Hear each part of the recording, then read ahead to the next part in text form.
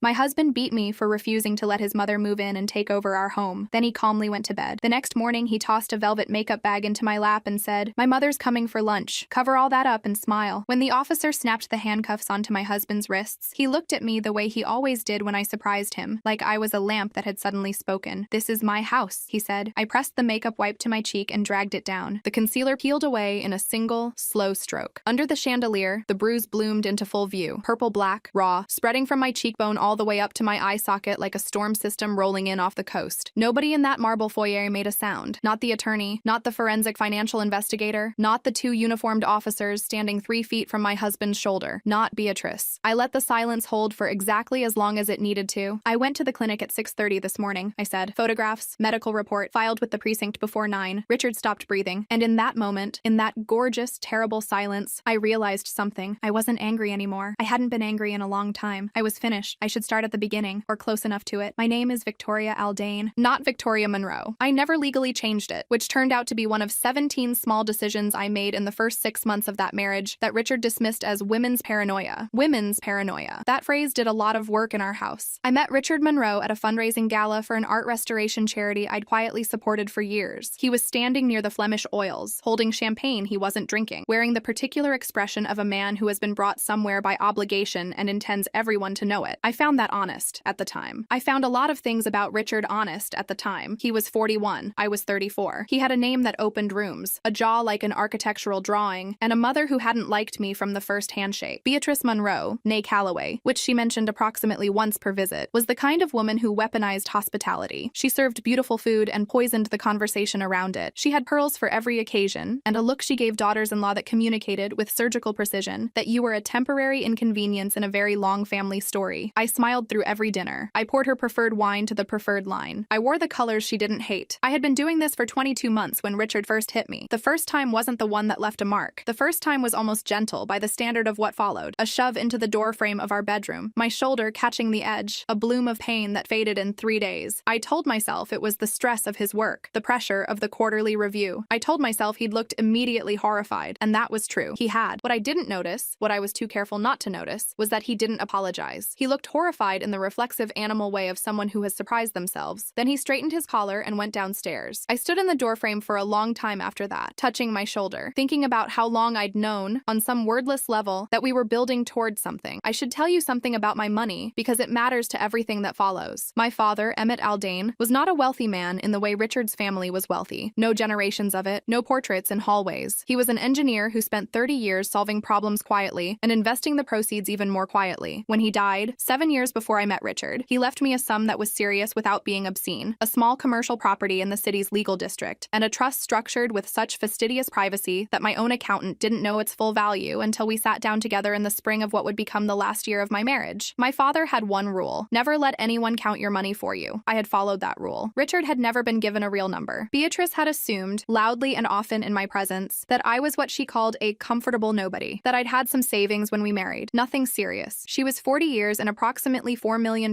wrong about that. But she didn't know that. Richard didn't know that. And I'd had, by the time the bruise appeared on my face, a very specific reason for keeping it that way. The property question started 8 months into the marriage. Richard had mentioned, casually, the way he mentioned most things that weren't casual, that his mother needed more space. Her apartment across town was becoming difficult. She was getting older. Family looked after family. Of course, I said the first time. The east wing of our home was 3 rooms and a private bath. It had been my studio. I painted. Nothing gallery-worthy, nothing I'd have shown to strangers, but mine, my easels. My canvases stacked against the wall in a particular order I'd developed over years, the smell of linseed oil and turpentine that I loved the way some people love bread baking. She'd need the space by autumn, he said. I kept smiling. I kept nodding. I also called Prentice Gallo the next morning. Prentice was 53 years old, had spent 22 years doing forensic financial investigation for a firm that worked alongside law firms and private clients, and had the particular manner of someone who had seen every variety of financial manipulation and was not impressed by any of it. He wore the same brand of plain gray suit in every season and asked questions with the economy of a man who charged by the hour. I had been introduced to him by my father's estate attorney years before. I had kept his card. I told Prentice everything: the East Wing, Beatrice, the trust, the property, what I wanted to know. He asked me 2 questions. How much time do you need? And how quiet does this need to be? I said, as long as it takes. Absolute silence. He said, retainer up front. I'll be in touch. 3 weeks later, he called me with the first thread. The charity was called the Harwick Cultural Preservation Foundation. Beatrice sat on its board, had for 11 years, wore that chairmanship the way she wore her pearls, as decoration that was also armor. The charity funded restoration projects, cultural education programs, and an annual arts gala that generated significant press and even more significant donations. It also, Prentice had discovered, generated a small but consistent secondary flow of funds that did not appear in the public accounts, routed through a service company in Luxembourg. From there, through 2 additional vehicles, to an account in the Cayman Islands that was registered to a holding entity whose ultimate beneficial owner was, after considerable digging through corporate filings in 3 jurisdictions, Beatrice Calloway Monroe. Not large amounts, never large enough to trigger automatic review, but consistent over 9 years, and totaling, by Prentice's conservative accounting, just over $340,000. He sent me the summary in an encrypted file at 2:47 in the morning, because he kept unusual hours and had warned me he would. I read it in bed, next to Richard, who was sleeping with the easy, untroubled depth of someone who believed he was in complete control of his life. I set my phone face down on the nightstand. I lay there in the dark for a very long time. I wasn't angry, I was calculating. There's a difference, and it matters. Anger makes you move too fast. Calculation makes you wait for the right moment. I was getting very good at waiting. I called Seraphine Sterling 2 days later. Seraphine had been practicing family law for 16 years. She was 47, precise in a way that went beyond professional habit, and had a reputation among her colleagues for having never lost a property dispute she'd taken to hearing. My father's estate attorney had mentioned her name once, in the context of, if you ever need someone who plays the long game. I'd looked her up and kept her name filed away the way I kept a lot of things. Quiet, private, safe. She listened to my situation without interrupting me. When I finished, she was silent for a moment. The property, she said. You bought it before the marriage? Through my blind trust. His name is not on the deed. He signed an occupancy agreement. I presented it as a formality. Something about insurance and liability. He didn't read it. Another pause. And he's been representing it as a marital asset? To his mother, to their social circle, to himself, I suspect. I heard the soft sound of her writing something. Tell me about the recordings. I had started recording 10 weeks earlier. Not every conversation. I was careful about what was useful and what was noise. I had a small device, the size of a pack of gum, purchased through a third party and registered to an LLC that Prentice had helped me establish for a different purpose 3 years prior. It sat beneath the sideboard behind Richard's chair in the dining room, hidden behind the carved wooden scrollwork, held in place by 2 strips of museum putty. I told Seraphine what was on the recordings. She was quiet for a long moment. Victoria, she said, I need you to understand what you're building. I know what I'm building. Then I need you to not do anything impulsive before it's finished. I've been waiting 22 months, I said. I'm very good at not doing anything impulsive. She said, I'll need everything. Give me 2 weeks. The bruise happened on a Thursday. We had argued about the East Wing again. Beatrice had called that afternoon. I'd listened from the landing, which Richard knew was possible and apparently no longer cared about, and told Richard that my resistance was becoming a problem, that she'd given me enough time to come to terms with the situation, that I was behaving like a woman who didn't understand her position. Richard came upstairs with that particular quietness that I'd learned to recognize the way farmers learn weather. I was sitting at the vanity, not doing anything, just sitting. He told me it was settled. His mother was moving in. I would clear the East Wing by Friday. I would dismiss Margolene, our housekeeper, who had been with me for 4 years before the marriage and who Richard had decided was too familiar, and I would stop whatever I was plotting. That last word surprised me. I kept my face still. I'm not plotting anything, I said. He hit me. Not the way he'd shoved me before. This was deliberate. Open palm, but hard enough that I hit the edge of the vanity table and went down to one knee. The sound was very loud in the quiet room. He stood over me for a moment. Then he went to bed. I knelt on the floor for a while. My ear was ringing. I pressed my fingers to my cheek and felt the heat already spreading under the skin. I stayed completely still until I heard his breathing change into the slow rhythm of sleep. Then I got up, went to the bathroom, looked at my face under the cold light, looked at myself for a long time. I texted Seraphine one word, Saturday. She replied within 4 minutes. Confirmed. I was at the private clinic, Crestfield Medical Associates, a small practice in a quiet part of the city that I had researched 6 weeks earlier, specifically because they offered discreet documentation services, and a physician, Oswaldo Ferreira, who had 18 years of experience and had testified as a medical witness in 14 legal proceedings. I was there by 6:20 in the morning. Oswaldo Ferreira was a small man with reading glasses he wore on a chain, and the practiced, unhurried manner of someone who has documented the evidence of violence many times and understands that detachment is a form of respect. He photographed the bruise under 3 different lighting conditions. He documented dimensions, coloration, and the specific pattern consistent with an open hand strike. He noted the secondary bruising at my shoulder, the older one, mostly faded. He signed and notarized the report. He asked me, with careful neutrality, if I was safe where I was currently staying. For 2 more days, I said. He nodded slowly and handed me the sealed envelope. I drove home. Richard was still asleep. I photographed the envelope on the kitchen counter with my phone, time-stamped, then locked it in the small fireproof safe in my studio, the one Richard didn't know the combination to, because he had never shown interest in the East Wing's contents. Another small thing I'd been grateful for. Then I made coffee, set it on Richard Richard's side of the table. When he came downstairs, he tossed the velvet makeup bag into my lap without looking at me. My mother's coming at noon. Cover all that up. Wear the blue dress. Smile. I looked down at the concealers, looked back up at the man I'd married. Of course, Richard, I said, and I smiled. Beatrice arrived at exactly 12. She let herself in with the key Richard had given her, against my expressed preference, which Richard had classified as irrational, and swept through the entrance hall like a woman arriving to take inventory. She kissed Richard on both cheeks, looked at me with the specific variety of disinterest she reserved for objects she intended to rearrange. You look tired, Victoria. Her eyes lingered on my cheek, on the careful work of the concealer. Thank you for coming, Beatrice, I said. Lunch is ready. I poured her wine. To the preferred line, not a millimeter over, not under. I had learned her preferences the way you learn a complicated lock. She sat in my chair at the head of the table, not Richard's chair, mine. I sat in the middle and said nothing. Richard tells me you've come to your senses, she said, cutting into the roast I'd prepared that morning with the particular composure of someone who has cooked through much worse things than anticipated house guests. Did he say that? The movers come Saturday. You'll have the East Wing clear by tomorrow. She sipped her wine, set it down with the light click of total confidence. And that housekeeper, she goes, too familiar. You need proper house staff, not a confidant. Richard put his hand over mine on the table. See, Mother? Victoria just needed time. I kept my face soft and agreeable. I kept my eyes slightly lowered, the way Beatrice had always preferred. It made her feel safe, I'd learned. It made her feel like I'd been properly understood. Of course, I said softly. Beneath the sideboard, behind the carved scrollwork, behind Richard's chair, the recorder was running. They relaxed over the second course. That was the thing about people who believed they were winning. They relaxed. They got generous with themselves. Beatrice's voice rose slightly as she talked about her plans for the wing. Richard laughed at something she said about a mutual acquaintance. They were easy together in the way of people who shared a project. The project was me, my compliance, my diminishment, and then Beatrice, full of wine and certainty, leaned across the table as though I wasn't seated 3 feet away. I told you she'd fold, she said to Richard. Girls from her background always do. Pretty little nobodies. No real power. Richard cut into his meat. She had some savings when we married. Nothing serious. I set down the wine bottle. Is that what you think, Richard? He looked up, the fork stilled in his hand. Don't start, he said. But I saw it. Just for a flicker. Just for a second. A shadow of something moving across his face. Not guilt, not remorse. Something colder and more useful. Doubt. Good, I thought. Let it grow. After lunch, Beatrice followed me into the kitchen. She closed the door behind her with the definitive click of someone who has done this before. The private conversation after the public performance. This was where the real business happened. I knew that. She knew that. I stood at the sink with my back to her, running hot water over the dishes. I heard her heels on the tile. You're a clever girl, she said, and from her mouth it was not a compliment. But you're not clever enough. I kept washing. I have friends on every charity board in this city, every arts committee, every preservation society, every social organization that matters in this entire social landscape. Her voice was smooth and quiet, the practiced quiet of someone who has threatened people many times and knows that volume is amateur. If I decide you're a problem, I will make you disappear from every room worth being in. No one will return your calls. No one will remember your name. I turned off the water. I dried my hands on the kitchen towel, slowly, carefully, each finger. I turned around, and I let her see my real face for the first time. Not the soft eyes, not the agreeable set of my jaw. I let her see me, the version of me that had been sitting behind the performance for 22 months, watching, collecting, waiting. She paused. Beatrice, I said quietly, a family can do that too. She opened her mouth. The doorbell rang. I walked past her, through the kitchen door, down the hall. I reached the foyer before Richard did. I opened the door. 4 people on the porch, in the pale Saturday afternoon light. Seraphine Sterling in a charcoal coat, a briefcase at her side, completely unhurried. Prentice Gallo in his gray suit, a document case under one arm. 2 uniformed officers from the city precinct. I knew their names because Seraphine had confirmed them with me by text at 8 that morning. Officers Damaris Vowell and Caden Orusu, both assigned to the domestic crimes unit. Richard appeared at my shoulder. His face went the particular white of a man whose entire reality is rearranging itself faster than he can track. Seraphine didn't wait for an invitation. She stepped over the threshold with the calm of someone who already knew she had every legal right to be there. Mrs. Victoria Monroe is the sole legal owner of this property, she said. Good afternoon, Mr. Monroe. Richard's voice came out wrong, thin and dislocated, like it belonged to someone else. Victoria, what did you do? I reached into my jacket pocket, pulled out my phone, found the file I'd been carrying there since morning, pressed play. Beatrice's voice filled the marble foyer, crisp, unmistakable. Pretty little nobodies, no real power. Richard's head swiveled toward the dining room, toward the sideboard. I pressed the second file, the sound of the impact. My own sharp intake of breath. I heard it now from outside myself, from a distance, and it was smaller than I remembered, and worse, somehow, for being small. Then Richard's voice. You're living in my house. You're nothing. The words hung in the air of the foyer. He lunged for the phone. Caden Orusu stepped between us with the measured, practiced ease of someone who had done this precise thing many times. Sir, step back, now. Richard stopped, and I, slowly, deliberately, under the full light of the chandelier, in front of all of them, pressed the makeup wipe to my cheekbone, and drew it it down. The concealer came away in a single pale streak. The bruise underneath did not move, did not hide, did not negotiate. It was simply there, documented, irrefutable. Richard stopped breathing. Photographs, I said into the silence. Medical report from Crestfield Medical Associates, dated this morning at 6:42, signed by Oswaldo Ferreira, witnessed, notarized, and filed with the precinct before 9 o'clock. Exhibit A through D, as referenced in the supplemental filing Seraphine submitted Thursday. Damaris Vowell stepped forward with the handcuffs already unclipped. Turn around, sir. She set me up. His voice cracked on the last word. This is my house. You can't do this. This house, I said, was purchased through my blind trust before we married. Your name appears on no deed. You signed an occupancy agreement. You called reading legal documents women's paranoia. He turned to Beatrice. Full, desperate rotation, like a drowning man looking for anything solid. She was standing very still in the doorway between the hall and the foyer, one hand at her pearls. She was looking at me, and then Seraphine turned to her, held out a second envelope with the precise, polite finality of someone delivering something that cannot be refused. Mrs. Beatrice Monroe. The supplemental filing includes you as a named co-conspirator in the spousal financial coercion scheme. Additionally, our forensic financial investigator, she nodded briefly at Prentice, who was already opening his document case, has filed a separate referral with the Financial Crimes Division. Wire fraud. Misappropriation of charitable funds, routed through the Harwick Cultural Preservation Foundation to offshore accounts registered to Callaway Meridian Holdings. Beneficial owner confirmed as yourself. 9 years, 37 separate transfers, $342,000 in total. The pearls at Beatrice's throat trembled. Richard turned to her, his mouth open. Mother. His voice had gone to almost nothing. You stole from the charity. Beatrice did not look at her son. She looked at me. And for the first time in 22 months, I saw it. Fear. Not the controlled, performative worry of a woman managing a social situation. Not the cold calculation I'd seen every Sunday at her dinner table. This was the real thing. The animal thing. Stripped of jewelry and confidence and practiced authority. She was afraid of me. Of what I'd built. Of what I knew. Of how long I'd been building it while she sat in my chair and cut into my food and planned the disposal of my life. Damaris Vowell walked Richard to the door with her hand on his arm. He didn't resist. He seemed to have lost the understanding of what his body was supposed to do next. At the threshold, he turned to look at me one more time. I don't know what he was hoping to see. I don't know if it was a last appeal or guilt or something more primitive. The hope that the woman you've diminished for 2 years will, at the final moment, soften. I looked back at him. I didn't soften. They took him in the back of the patrol car at 2:17 in the afternoon. Prentice walked me through the immediate next steps with the same flat efficiency he brought to everything. The formal separation of the property documentation, the injunction Seraphine had already secured preventing removal of assets, the financial freeze that Prentice's referral had triggered on the accounts they'd identified. Beatrice sat at the kitchen table, my kitchen table, in my kitchen, in my house, while a second officer spoke with her. She had declined water. She had declined to say anything further without counsel. She held her hands folded in her lap with the rigid composure of a woman who still believed, on some reptilian level, that composure would save her. I stood in the doorway and watched her for a moment. I thought about all the Sunday dinners, all the wine poured to the preferred line, all the times I'd let her sit in my chair because it was the simpler thing to do. I thought about my father, who had taught me to read a contract before I was 12, who had said, with the quiet certainty of an engineer, the load-bearing walls are the ones nobody bothers to look at. I had been a load-bearing wall this entire time. I had been the structure that held the whole thing up. Richard's social standing was built on the house I owned. His confidence was built on the deference I performed. Beatrice's certainty was built on the compliance she'd mistaken for weakness. I had let them build on me. And then, when every piece was in place, I had simply stepped aside. Seraphine stayed until 5. We went through the formal documentation in the dining room. Richard's chair now pushed back from the table, empty, almost comedically so. I signed what needed signing. She walked me through the timeline. The criminal proceedings would move separately from the civil divorce. The domestic violence filing was complete and would be attached to the restraining order application, which she expected to be granted within 48 hours. The property matter was already settled. There was no legal argument to be made given the trust documentation and the occupancy agreement Richard had signed without reading. He had called it women's paranoia. I called it due diligence. She shook my hand at the door. She had the careful warmth of a professional who doesn't do warmth unprofessionally, which I respected. You were very patient, she said. I had good reasons to be, I said. After she left, I stood in the foyer for a while, under the chandelier, in the silence. The house had never felt like mine. Not really. Not with Richard's presence filling it, not with Beatrice's visits rearranging it psychically even when she wasn't physically there. But now it was simply quiet, and the quiet was mine, and the walls were mine, and the pale winter light coming through the tall windows was landing on floors that belonged to a trust in my name. I went to the east wing. I stood in the doorway of my studio. The easels, the canvases stacked in their specific order, the smell of linseed oil and turpentine, faint under the months of disuse, but there, still there. I sat down on the low stool I used when I painted, and I put my hands in my lap. My hands weren't shaking. They hadn't shaken once. Not at the clinic that morning. Not when I opened the door to Seraphine and the officers. Not when I pulled the wipe across my face. All the shaking had happened months ago, in private, in the dark, in the quiet hours of 4 and 5 in the morning when I had sat with what I was building and understood, fully, what it meant to commit to something this completely. The shaking was done. I touched my cheek, gently, with 2 fingers, the way you test something to understand its reality. The bruise was real. Richard was gone. The house was mine. I picked up a brush. 11 months later. The criminal proceedings settled in March. Richard entered a guilty plea on the domestic violence charge. The medical documentation and the audio recording left no meaningful room for a defense, which his attorney communicated to him in terms that apparently took 2 weeks to fully land. He received a sentence that involved community service, a mandatory intervention program, and a restraining order that had, by then, long since been in place. His attorney had argued in the pre-sentencing documentation that Richard was a man of previously good standing in the community who had experienced significant personal stress. I read that phrase in the court filing and thought about how much work that phrase had done in the world, for how many men, for how long. Beatrice's matter moved more slowly, as financial crimes cases do. Prentice's referral had opened doors that the charity's own auditors had subsequently walked through, and the total figure was revised upward, not dramatically, but meaningfully. She had retained very good counsel and was, as of the last filing I'd been informed of, cooperating with investigators in ways her son was finding out about secondhand through mutual acquaintances. She had not contacted me. I had not expected her to. Margolane was back. She had, to her enormous credit, said nothing when I called her, simply, "What time do you need me Monday?" She made a specific soup in the winter months that involved fennel and preserved lemon, and that I had eaten approximately 40 times and was not tired of. She was familiar in all the ways Beatrice had objected to, and I valued her for every one of them. The East Wing was my studio again. I'd had the walls repainted, a particular blue-gray I'd been thinking about for years, and installed better north-facing light through new windows that cost more than I'd budgeted and were completely worth it. I was working on something large, a series. It didn't have a name yet. It had a feeling, though, something opening. Something stripped of its surface layer and showing what was underneath, the actual structure, the load-bearing walls, the things that were always there even when nobody was looking at them. My father would have appreciated it, I thought. I stood at the canvas on a Wednesday morning in November, brush in hand, the winter light coming clean and cold through the new windows, and I felt the exact specific texture of being free, not happy, not yet entirely. Healing isn't a single moment, whatever the stories tell you, but free, mine. I pressed the brush to the canvas, and I began. He thought he married a woman who didn't understand her position. He was right. I understood it completely. That was the whole point.